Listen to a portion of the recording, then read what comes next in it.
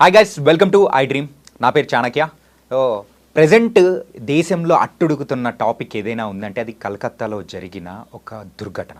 అదేంటో కాదు, ఆర్జేకర్ మెడికల్ కాలేజ్లో ఒక మెడికో తనని కూడా అత్యాచారం చేసి హత్య చేసిన దుర్ఘటనతో ఇప్పుడైతే ప్రజెంట్ చాలా హీట్ ఆఫ్ ద మూమెంట్ ఉంది. మరి వీటి గురించి ప్రియా చౌదరి గారు కూడా ఏమంటారో ఆవిడని అడిగి తెలుసుకుందాం. నమస్తే మ్యామ్. నమస్తే. ఈ ఇష్యూ అనేది కూడా ఇంతగా వచ్చింది, ప్రతి ఒక్కరిని కూడా బాధ కలిగించే విషయం. అత్యాచారం, దాంతోపాటు అమ్మాయిని కూడా మరి హత్య కూడా చేశారు. కాబట్టి ఏదో ఒక సెన్సేషనల్ న్యూస్ వచ్చినట్టు ఇంకొక సెన్సేషనల్ న్యూస్ రాగానే ఈ ఇన్సిడెంట్ను కూడా ప్రజలు కూడా మెల్లగా మర్చిపోయే అవకాశాలు ఏమన్నా ఉంటాయంటారా? మంచి ప్రశ్న అడిగావు. బ్రహ్మాండంగా మర్చిపోతాం. ఎందుకనంటే నేను చాలాసార్లు జర్నలిస్ట్గా పనిచేసినప్పుడు కూడా చాలాసార్లు ఫేస్ చేశాను ఇది. నేను ఏదైనా ఒక కేసు పట్టుకున్నానంటే వాడికి శిక్ష పడేంత వరకు దాని వెనకే పడతా. ఆ పడిన తర్వాత కూడా దాన్ని పట్టుకొని వస్తా. నేను చాలాసార్లు కూడా నా పై ఉన్నటువంటి వాళ్ళందరూ ఎడిటర్స్ వాళ్ళందరూ ఏమనేవారంటే, అమ్మా ఇది 2 రోజులు అయిపోయింది కదా, ఇది స్టేరు, ఇంకా దీని గురించి ఆపేసే, కొత్తదేమన్నా ఉంటే పట్రా అని మాట్లాడిన రోజే నా మనసు జర్నలిస్ట్గా ఎప్పుడో చచ్చిపోయింది అయ్యా. నా తాపత్రయం ఏంటి అనంటే, నేరం చేసిన వాడికి ఎలాంటి శిక్ష పడిందో కూడా చివరి వరకు నువ్వు ఫాలో అప్ పెట్టి చూడు. అడుగడుగున వాడిని జనంలో మర్చిపోనివ్వకుండా చేయి. ఏ శిక్ష పడిందో శిక్ష పడేటట్టు నువ్వు చేయి. పడిన తర్వాత ఆ శిక్ష ఏంటనేది జనాలకి కొన్ని వందల వేల సార్లు చెప్పు. కొన్ని వందల శిక్షలు పడుతున్నాయి ఈరోజు, కోర్టుల్లో తీర్పులు వస్తున్నాయి బయటికి. తీర్పుల గురించి ఎందుకు మాట్లాడరు? సెన్సేషనల్ తీర్పులు మాత్రమే మాట్లాడతారు. ఏది మాట్లాడతారు? దిశ ఎన్కౌంటర్ జరగానే ఎన్కౌంటర్, అప్పుడు దాకా వార్తలు ఏం లేవు, చచ్చిపోయినాం మనం. అది ఒక్కసారి ఊపు వచ్చేసింది. ఆ ఊపు రాగానే ఆ దిశ ఇష్యూ ఏం పడింది, ప్రపంచం మొత్తం కూడా ఆ చర్యను దేని మీద పడింది? నిర్భయ మీద పడింది. This is nature. విశ్వం ఇదే. విశ్వం యొక్క చర్యలు ఇలాగే ఉంటాయి. 7 సంవత్సరాల నుంచి ఆ కేసు బయటికి రానేలే. లాగుతున్నాడు.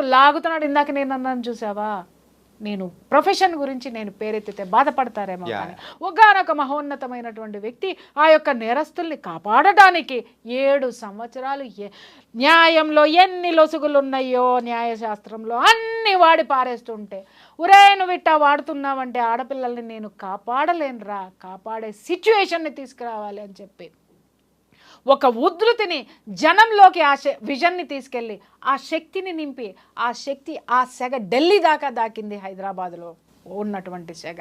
అప్పుడు కదా వాళ్ళకి ఉరిశిక్ష పడింది బాబు. అప్పటి వరకు ఎక్కడ జరిగింది? ఎవడు మాట్లాడాడు? నేను అడుగుతున్నాను. నిర్భయ గురించి వారం రోజులు వాయించి పడేసాం. దద్దరిల్లిపోయినాయి, మైకులు దద్దరిల్లిపోయినాయి, అందరం ఢిల్లీలో పరిగెత్తాం, ఢిల్లీ ఫ్లైట్లో ఎక్కాం, దిగాం, కూర్చున్నాం, చేసాం, అయిపోయింది. కానీ శిక్ష ఎవరు వేశారు? ఇంకొక నేరం వేసింది శిక్ష. ఎవరు దాన్ని అంతవరకు తీసుకెళ్లారు? ఆ ఎనర్జీని, ఆ ఫ్రీక్వెన్సీని నేచర్ తీసుకొని వెళ్ళింది. ఎప్పుడో తర్వాత అప్పుడు నిర్భయ మనకి సంఘటన గుర్తొచ్చింది. నిర్భయ కేసు కదిలింది, నిర్భయ కేసు ఇలా ఉంది, నిర్భయ కేసు అలా అయిపోయింది అని చెప్పేసి అని అప్పుడు ఉరి శిక్ష. కేల్కతా దుకాన్ బంద్, అందరూ కామైపోయి కొంచెం కూల్ డ్రింక్ తాగేసాం, కొంచెం టీలు తాగేసాం, కొంచెం కాఫీలు తాగేసాం, మళ్ళీ ఏం జరుగుతుందా అని చూస్తున్నాం. ఈలోపు ఇది ఇన్ని సంవత్సరాల తర్వాత ఇది వచ్చిందనమాట. మన బతుకులు ఇంతే. మనం బాగుపడం. సిగ్గు లేదు మనకి, లజ్జ లేదు మనకి, సామాజిక బాధ్యత అసలే లేదు మనకి. అర్థమైందా? ఇందాక నేను చెప్పాను కదా, మనది ఒక బతికేనా కుక్కల వలె, నక్కల వలె, సందులలో పందుల వలె, పందుల్లాగే సోకాళ్ళు మేధావులందరూ అబ్బో మోడీ ఏమన్నా చేశాడంటే కూర్చొని పుంకాలు పిసికేసుకొని మాట్లాడేస్తారు. మరి ఆ తర్వాత ఇప్పుడు దీని గురించి ఏ గొంతుకలు ఎందుకు బయటికి రావడం లేదు? ఎందుకు మైకులు పట్టుకొని మాట్లాడడం లేదు? ఒక ఇష్యూ జరిగినప్పుడు దాని గురించి మాట్లాడేసి మీటింగులు పెట్టేసి, గ్రూప్ మీటింగులు పెట్టి, పార్టీ మీటింగులు పెట్టి, ఇన్ని పెట్టిన వాళ్ళు. దేశంలో ఒక ఆడపిల్లకి ఇంత జరిగితే మేధావుల నోళ్ళు పెగలవే, ఆగిపోయాయే, ఆరిపోయాయా? గొంతుక తడారిపోయిందా? తీయండి బాస్. మేధావితనం ఎవరి కోసం చూపిస్తున్నారు? నాశనం కోసం చూపిస్తున్నారు. దేశం యొక్క ఆ భద్రతని భ్రష్టు పట్టించడానికి, దేశం యొక్క విలువని దిగజార్చడానికి మాత్రమే మేధావుల గొంతుకలు పనిచేస్తున్నాయా? దీనిలో ఎందుకు మాట్లాడరు? 10 సార్లు ఎందుకు మాట్లాడరు? 10 రోజులు ఎందుకు మాట్లాడరు? 10 గంటలు ఎందుకు కూర్చొని డిస్కషన్ చేయరు? అంటిల్ అన్లెస్ నేరస్తుడికి శిక్ష పడేంత వరకు, పడినటువంటి శిక్ష మీద ఎందుకు జడ్జిమెంట్లు రావు, ఎందుకు డిస్కషన్స్ రావు, ఆ జడ్జిమెంట్ల గురించి రోజుకు 10 జడ్జిమెంట్లు వేయండి. కొడుకు ఒక్కొక్కడికి ఉచ్చబడుతుంది నేరం చెయ్యాలి అని అంటే. అప్పుడు ఒక్కొక్కడికి అర్థమవుతుంది, ప్రతి పోలీస్ ఆఫీసర్కి గుర్తొస్తుంది, అరే శిక్ష పడితే నేను ఈ యొక్క విజయాన్ని సాధించింది నేనే అని ఒక పోలీస్ ఆఫీసర్ అనుకుంటాడు. ఒక నేరస్తుడికి పడినటువంటి శిక్ష బయటికి వచ్చిన తర్వాత ఆశీర్వాదాలు ఏదైతే ఉంటాయో ఒక న్యాయమూర్తి అనుకుంటాడు, నేను న్యాయాన్ని కాపాడినటువంటి ఆ యొక్క స్థితి, ఆ ఉన్నతమైనటువంటి స్థితి కలిగిన వాడిని అనుకొని అతనిలో ఎనర్జీ పెరుగుతుంది, వీటిలో ఎనర్జీ పెడుతుంది, సమాజంలో ఒక భయం అనే ఎనర్జీ పుడుతుంది. అప్పుడు మాత్రమే నేరాలు ఆగుతాయి. ఓకే, ఎలా ఆగుతాయో ఏంటా అనేది కూడా చాలా చక్కగా చెప్పారు మ్యామ్. బిఫోర్ క్లోజింగ్ దిస్, కాకపోతే ఏంటంటే నాకు ఒకటి ఈ ఇష్యూలో అత్యంత హీనంగా దరిద్రంగా అనిపించిన ఇన్సిడెంట్ ఒకటి ఉంది. ఏంటంటే ఎవడైతే ఈ ఇన్సిడెంట్ చేశాడో సంజయ్ రాయ్ అని, తను దొరికిన తర్వాత కూడా ఏం పర్లేదు ఉరి తీసేయండి ఏమవుతుంది అని చెప్పేసి ఇంత అంటే ఎలా అన్నాడనే దాని మీద ఎవడు మాట్లాడలే, ఎందుకు అన్నాడనే దాని మీద ఎవడు మాట్లాడలే. నేను చెప్పనాది, వాడికి ఎక్కడి నుంచి వచ్చినాయి ఈ సిగ్నల్స్? దీదీ అక్క ప్లాను ఇంప్లిమెంట్ చేసింది వాడు, ప్రిన్సిపల్ వాడి కింద ఉన్నాడు వీడు. మరి ముఖ్యమంత్రి నన్ను ఇది చేయమంటే నన్ను ఎవడేం బిగుతాడు రాబాయ్, తీసుకోండి ఊరి అంటే పడదని చెప్పేసి అంత హ్యాపీగా, అంటే అంత ధైర్యంగా చెప్పేసి, అంటే ఇంత జరుగుతుందని భవిష్యత్తు వాడు ఊహించలేదు కదా. నేచర్ వాడికి ఇంత భయంకరమైన శిక్ష వేస్తుంది. వాడికి కాదు శిక్ష, ఇది ద గ్రేట్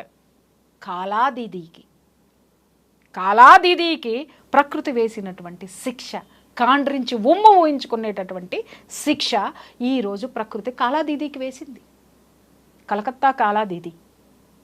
కాబట్టి ఎవరైతే ఉన్నారో ఎందుకు మాట్లాడారు అని అంటే స్కెచ్ అక్కడి నుంచి వచ్చింది కాబట్టి వాడిని ఎవడు ఏం పిక్తాడు. ఇప్పుడు 7,000 మంది ఆ ప్రొటెస్ట్ జరుగుతుంటే దాంట్లోకి వెళ్ళిపోయి విధ్వంసం చేసి అవతల పారేశాడు. తూచి అన్నారు. ఇది తూచి కాదు రావే, నేను చెప్తున్నాను కదా, ఆట ఇప్పుడే మొదలయ్యింది. అంతం ఖచ్చితంగా ప్రకృతి చేతిలో డెఫినెట్గా ఉంటుంది.